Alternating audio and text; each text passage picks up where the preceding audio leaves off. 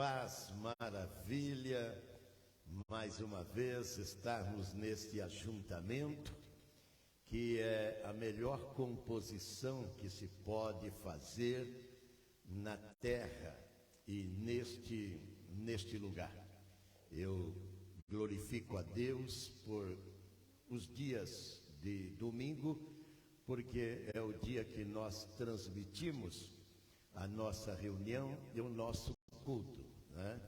E nesse dia nós podemos ir além das nossas fronteiras, né, que são essas portas e paredes, para chegar até aonde você está, né, que já ouviu essa devocional que fala da glória, embora pareça que tivemos, não estou certo, algum problema na transmissão desta noite.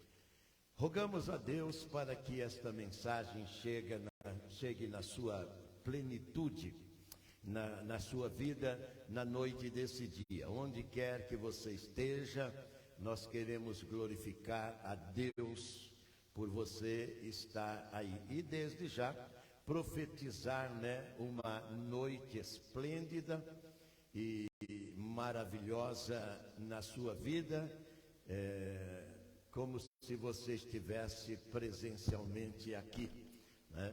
E nós vamos falar de um tema que ele é sugestivo, porque diz respeito a você.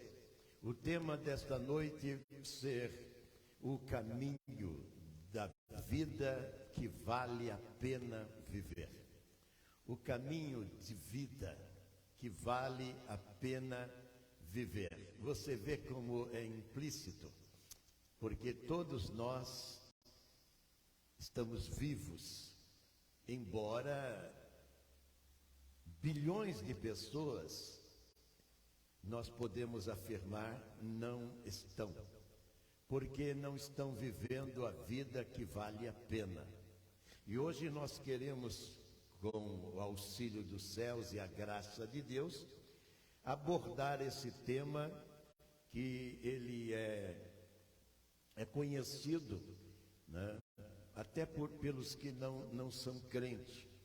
Este versículo das Escrituras Sagradas que nós vamos nos servir nesta noite, que está no Evangelho de João.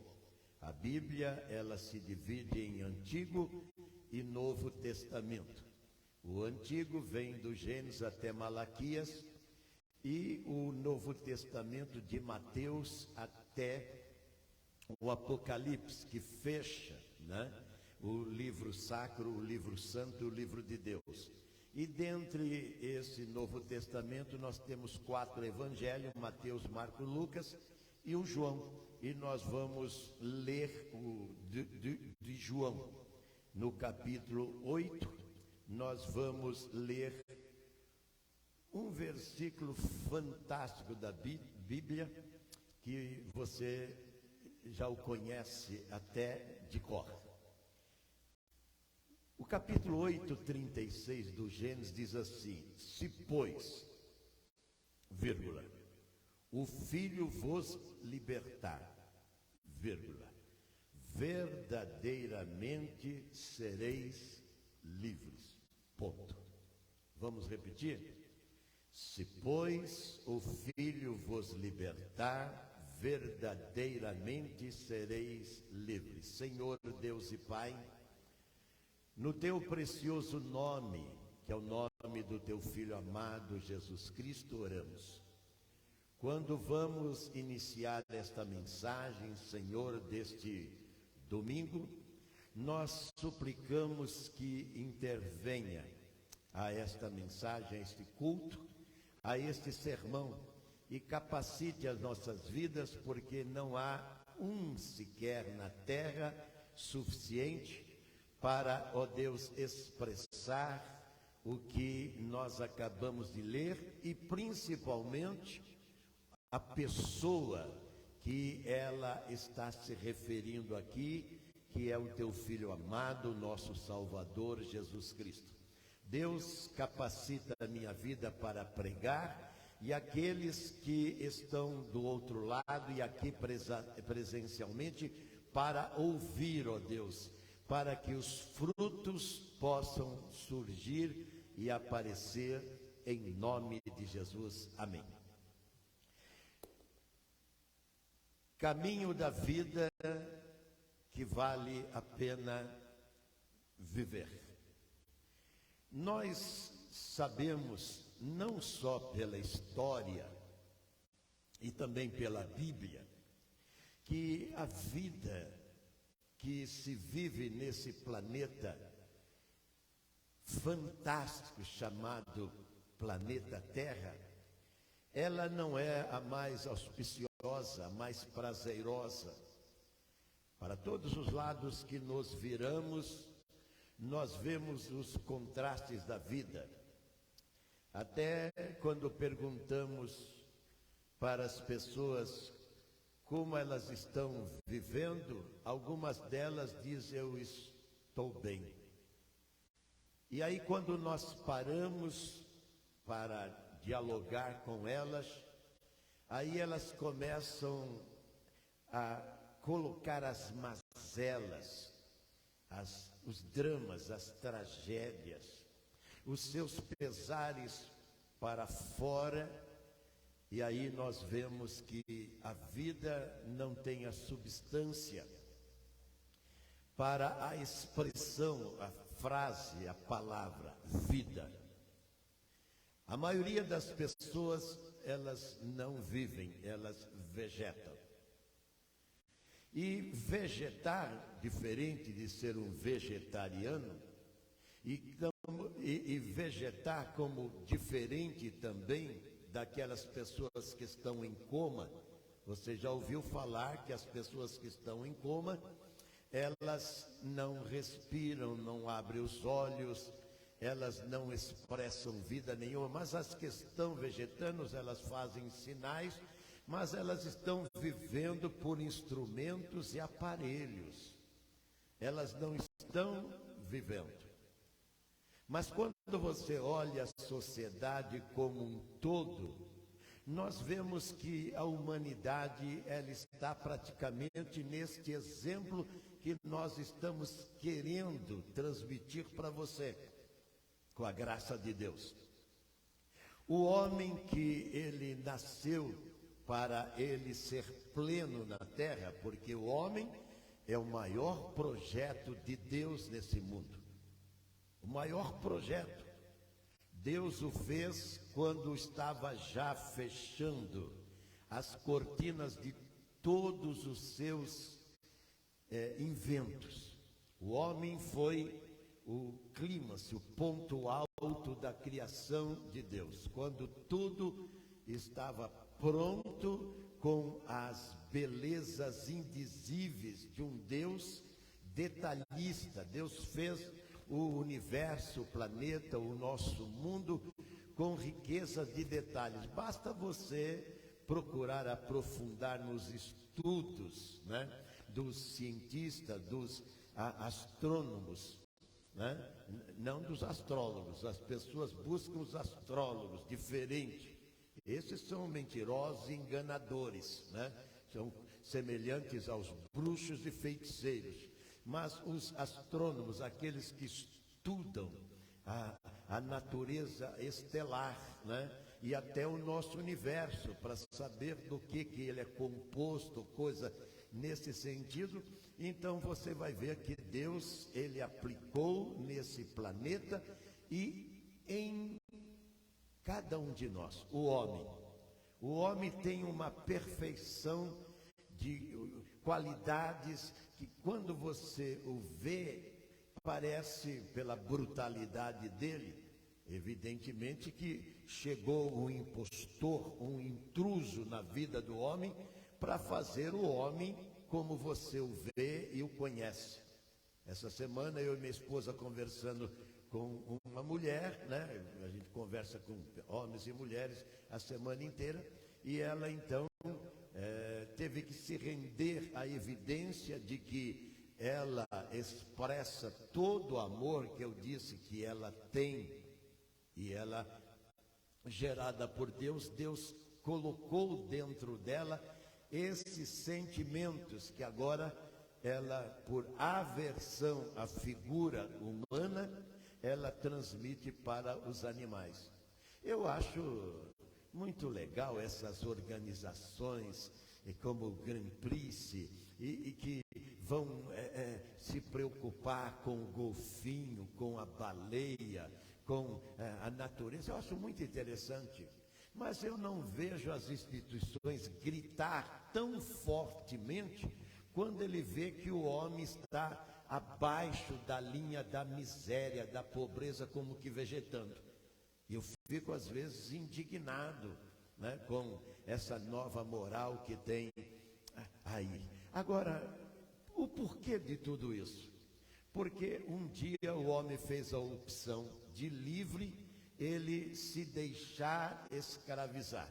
Veja bem que a Bíblia diz que nós fomos chamados como escravo. Está lá no capítulo de número 7 de Coríntios, no verso 21. Você, chamado como escravo, está lá, você não tem muito a fazer. Mas a insinuação, a sugestão do apóstolo, santo apóstolo Paulo ali, ele diz, podendo se libertar, aproveita a ocasião. O grande problema é que as pessoas, por elas até se render ao estado de vida, e a pior composição humana na terra é quando você vê que o homem, ele se submete e diz, mas eu acostumei a viver assim. E quando você conversa com ele, você vê que a vida, o assim dele, é deprimente, é até indigno. Por quê? Porque ele está abaixo da linha. E quando nós lemos o livro de Deus, que é este livro aqui, o único livro que Deus tem na terra. Deus não tem livro de papa, de padre, de pastor, não tem. Deus tem o livro dele, é esse que é a bússola e o caminho para nós nos orientarmos. E se você se ater a ele, você não vai viver a vida menor e confusa que o mundo vive lá fora. Eu fico porque vivi os dois lados da vida. Com a minha faixa etária, estou chegando à linha dos 8, as 8 décadas. Então, eu vivi uma experiência, metade da minha vida, com a vida indigna de quem estava vegetando. E eu achava que eu era o cara. Você não imagina eu lá atrás, entendeu? Me sentindo o que na verdade eu não era, como nessa nova, nesse novo vocábulo, empoderado. Eu nunca ouvi isso daí há décadas atrás, mas agora surgiu, né, uns adágios, aí surgiu uns fonemas, uns vocábulos aí, né, para mostrar posição, empoderado. Eu achava que era assim também. Não, mas eu estava cada vez mais descendo as ladeiras da pobreza, da miséria, porque era uma vida indigna. E qual é a vida digna, pastor? A vida digna é quando você conhece o seu Criador. Se você não conhecer o seu Criador e você ele for uma figura estranha para você, e olha, bilhões da humanidade, Deus é uma figura estranha para eles. Por quê? Porque eles acreditam que Deus é uma imagem, Deus é um ídolo, Deus é uma igreja, Deus é um pastor, Deus é uma pessoa. Eu sempre coloco nas nossas páginas que quando nós colocamos nossos sonhos de felicidade, e você tem, todos nós que estamos aqui o temos, em coisas e pessoas, nós vamos nos frustrar mais tarde. Aí você pode até estar inserido neste conselho, nesse grupo de pessoas que ontem acreditou nisto ou naquilo e agora você está nesse estado. Eu recebo ainda cartas de pessoas que estão em estado de tremenda miséria, estão presos, estão com a vida aos pedaços e elas perderam todas as coisas. Hoje mesmo, quando eu acordo, eu soube que lá no Equador, onde eu tenho também uma filha, né, teve um terremoto de grande proporção lá, mas não foi em Quito, foi lá em Guayaquil, mas sentiu aí na Venezuela, no Peru, na Argentina, em muitos lugares. Você percebeu que nós estamos, esse mundo está bem gozado, não está? Aí você pode dizer, mas pastor, sempre houve terremotos. É bem verdade, mas não na proporção que nós temos hoje. Por quê? Porque isso é um vaticínio, é uma sentença, é uma profecia do próprio Jesus, que disse lá no Mateus 24, que seria um dos sinais do tempo do fim. Qual é o tempo do fim? Quando ele vai voltar, esse mesmo que há 2000 anos atrás esteve aqui. E a sociedade não duvida disso. Só que tem isso como algo histórico. Isso não diferencia, não muda, não acontece nada. Mas o versículo que nós lemos aqui, que fala desse que há 2000 anos esteve aqui, vai fazer a diferença. Por quê? Porque ele veio com um propósito. E aqui está, de libertar. Você sabe que João, no capítulo 10, no verso 10, diz que Jesus, esse que veio para libertar, ele veio para dar a vida de qualidade. E lá, na parte B, diz a vida abundante. Aí cabe a pergunta, você está aí, nesta noite, nos dando privilégio? Você está vivendo a vida abundante? A vida abundante é a vida em Deus, a vida de Deus, disponível a quem o quiser. Deus não é aquele que vai eleger esse e vai desprezar aquele, senão ele não seria o que ele é. E a Bíblia diz que ele é amor. João 4,8 diz, veja bem, Deus é amor. E esse Deus de amor, ele trouxe exatamente isso, a vida. Não a vida onde você está como que em coma, ou vegetando, que esta vida não inspira ninguém. Sabe o que é gostoso de você viver a vida abundante, a vida de Deus? É que as pessoas, elas observam você, e elas de repente, elas vão incrementar ainda esse conhecimento de você. E elas, elas vão perceber que você não tem aquilo que a sociedade acredita que precisa se ter para você ter esta vida privilegiada, que é a vida em Deus, onde você está acima da linha das demais outras pessoas, sociedade como um todo. Esta vida foi a vida que Deus trouxe para nós. Ainda essa semana eu pensava numa pessoa que ela foi fazer um trabalho a mais para ela poder realizar um projeto que estava e vai surgir na vida dessa pessoa. Mas de repente, neste meio caminho, e ela vai fazer um esforço, eu vou usar até um termo aqui, sobre-humano, para poder realizar, de repente, aparece no meio do caminho um ladrão. E aí eu fiquei perguntando, valeu a pena? As pessoas que elas são naturais e elas são diferentes das pessoas espirituais, elas vão dizer isso acontece com todos.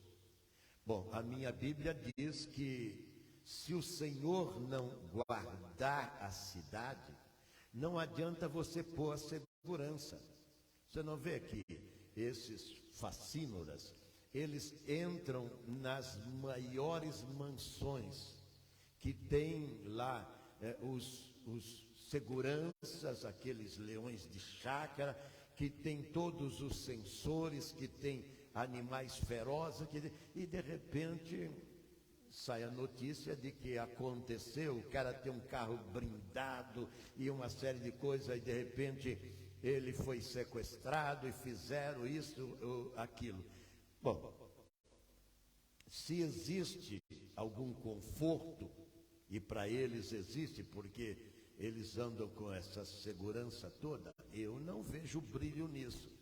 Eu vejo brilho na liberdade que eu tenho de entrar num shopping, no mercado, de viajar para esta cidade ou aquele país, e eu ser um ser comum no meio das outras pessoas e poder desfrutar daquilo que apetece a minha alma, daquilo que me satisfaz. E eu que vivi essas duas facetas da vida, eu percebo que este é o estilo de vida. Aí você pode perguntar, você tem todo o dinheiro que você precisa, que você gostaria? Eu digo, não tenho. Mas eu tenho todo o dinheiro que eu preciso. Eu tenho toda a felicidade que eu preciso. Eu tenho toda a família que eu preciso. Eu tenho toda a igreja que eu preciso. É isso que é felicidade. Mas as pessoas pensam que você precisa ser um estadista, né, como o Lula, como o Bolsonaro, que eu não gostaria de viver um milésimo de minuto da vida de nenhum deles. De nenhum deles. Agora sim, a vida que vivo é, como diz a palavra de Deus, o Paulo vai dizer, a vida que eu vivo, lá em Gálatas, ele diz, eu vivo-a em Deus. E o Paulo viveu o apogeu lá no judaísmo, que poucas pessoas viveram. E agora ele se torna um apóstolo, um profeta, um pregador. E agora ele diz, a minha vida não pertence a mim. A minha vida que eu vivo agora, eu não vivo mais em mim. Quando você não vive para você, você está aberto para viver para outras pessoas. Foi o que Jesus fez aqui na terra. Por isso que se ele não entrar na tua natureza, na natureza dos que estão aqui, você vai ser circunscrito à vida efêmera aqui na terra, a vida natural. E esta vida é um horror, a vida natural. Por quê? Porque ela foca somente as coisas deste mundo. Agora eu pergunto para você, quando você morrer, o que você vai fazer com tudo isso? Você sabe a história daquele gigante grego chamado Alexandre o Grande. Ele fez questão de que os médicos fizessem o seu cortejo fúnebre. E ele pediu para ir com as duas mãos para fora, dizendo, mesmo morto, que ele não estava levando absolutamente nada da vida. E olha os Deus que ele alcançou, olha as montanhas que ele subiu na vida. Evidentemente não é para os réis seres mortais. A felicidade plena não consiste dos bens que você possa adquirir. Salomão diz que aquele que é um homem de Deus, ele deixa herança até para os filhos dos seus filhos. Significa que Deus tem o quê? Não é a teologia da... O quê? Voltamos. Ela está vivendo a escravatura. Nós tivemos aqui no nosso país 388 anos de escravatura, até surgir uma mulher chamada Isabel, a princesa Isabel. O escravo, ele não tem autonomia. O escravo, ele espera o quê? O que espera um escravo? Alguém que se interesse, que se importe com ele para o tirar do estado que ele está. No caso do Brasil, foi a princesa Isabel, né? Se libertou plenamente, as pessoas não se sentem livres, mas aí já é uma outra história política. Então, aquele que está em estado de escravatura, ele precisa de alguém que se importe, que se interesse.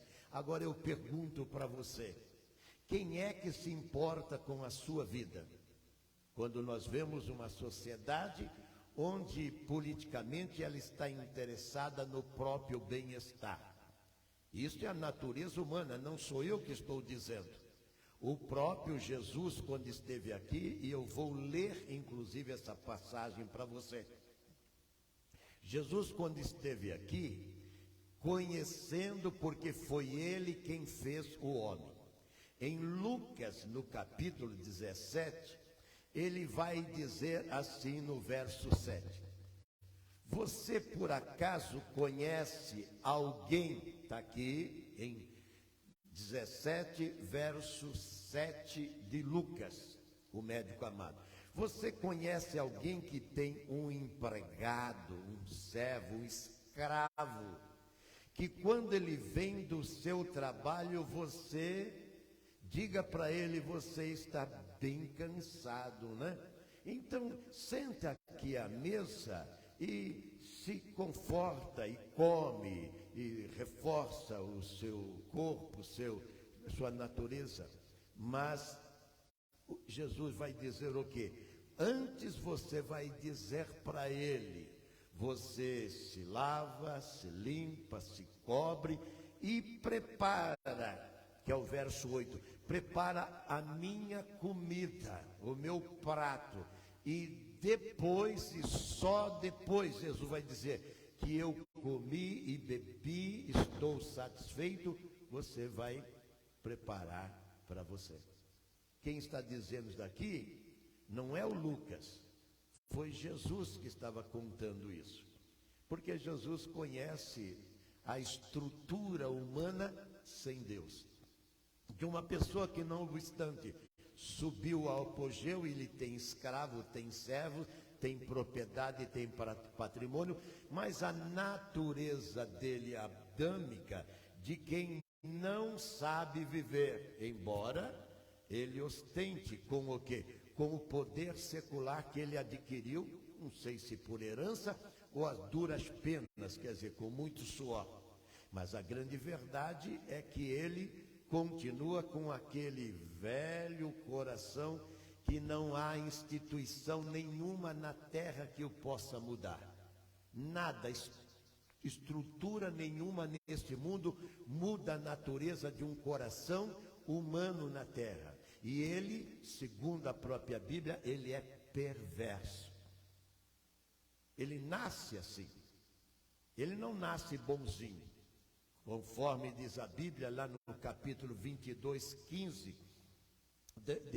de Provérbio, diz que o coração do menino já vem impregnado do mal. E o mal quem é que produziu? Não foi Deus. O mal quem produziu foi o inimigo de Deus, que por ter uma aversão e não para de lutar contra ele, ele por não poder vencer a Deus, é como aquele cara, sabe? Eu vou parafrasear aqui. É como aquele cara que não gosta de mim, mas ele sabe que se vier aqui, a chapa dele vai ficar quente. Aí ele vai lá, eu sei porque aconteceu isso com os fumeta lá no meu bairro, entendeu? Aí eu disse para ele, cara, você agora me deu o que eu queria, porque agora eu vou deixar que você cuide das minhas filhas, porque você falou, eu sei da sua goma, se acontecer alguma coisa com as minhas filhas, você não imagina o que eu vou fazer com você e com toda a sua tropa. As minhas filhas moças passavam por eles e eles não mudaram, continuaram lá, entendeu? Indo e voltando na biqueira deles, mas cuidaram, para que nada acontecesse para a vida delas. Então o diabo assim não pôde com Deus, e o que ele fez? Ele veio fazer guerra com você. E você, né, sem Deus, você ficou sujeito a todas essas implicações, e por isso que a vida não sorri, e por isso que a vida ela é arrastada. Sabe o que Jó escreveu no capítulo 9, no verso 4, na parte B? Ele diz: quem é que guerreia com Deus? Você fala: não estou guerreando com Deus. Agora eu pergunto: você adora, você serve a Ele? Você é um servo, você é um seguidor dele? Você tem o hábito de estar na igreja, de orar, de ler a Bíblia, de falar dele, como eu estou falando de graça para você há 40 anos, de graça, e sem inclusive convidá-lo para vir para nós. Eu convido você e convido para vir para ele, e ele significa qualquer igreja séria, embora está difícil de achar hoje, aí perto da sua casa, no seu bairro, na sua cidade, e até pessoas que estão fora do país que nos ouvem, que eles podem, né, evidentemente, assistir. Eu agora vou dizer pela primeira vez, embora essa figura aqui, estou sendo assediado por pessoas de outras nações, por pessoas efeminadas, por incrível que pareça, entendeu?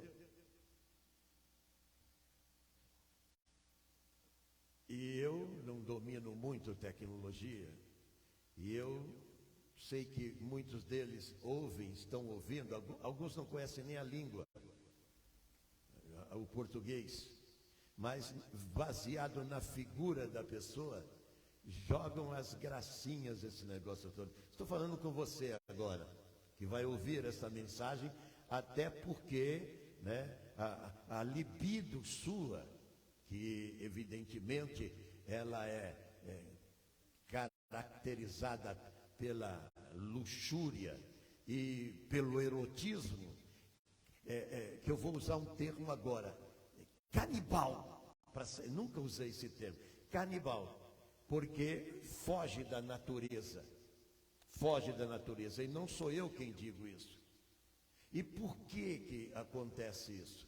Porque as pessoas, elas deixaram esse Deus que lá em Jó diz: quem é que choca, que bate, que luta contra ele, quem é que o ignora? E ali vai terminar esse versículo dessa maneira: e ela tem paz, quer dizer, ela tem a vida plena, a vida que vale a pena viver. Eu estou oferecendo isso graciosamente para você, não o convidando para vir fazer parte do nosso cast hall, seria um prazer para nós, mas a grande verdade é que, se você não faz parte, eu quero efusivamente dizer a você: não há esperança para você. Talvez você seja daquela religião que diz que Deus vai ter mecanismos e meios para, no fim, exemplo, você vê que as pessoas, dessas pessoas que eles acreditam ser ilustres, quando elas prematuramente saem da terra, elas dizem que elas foram para um lugar melhor, e eles estão fazendo alusão aos céus. Só que essas pessoas não sabem quem é Deus e não sabem quem é os céus. Por quê, pastor? Porque estes céus que as pessoas dizem que essas pessoas foram, ela está aqui. E o santo apóstolo diz assim: olha, não se engane, estou falando para você, não se, talvez você que está até me assediando com essas ideias, e eu que já vivi muito, não vivi nunca esse lado aí que você está vivendo. Não, eu fiz todos os pecados que você possa imaginar, e até aqueles que você não tem coragem de fazer, eu fiz. Agora, desses que estão levando, trazendo as insinuações para mim, está escrito aqui. Não, essa daí eu não fiz. Mas está escrito aqui assim: não se engane, você, os impuros, os idólatras, os adúlteros, os efeminados, você,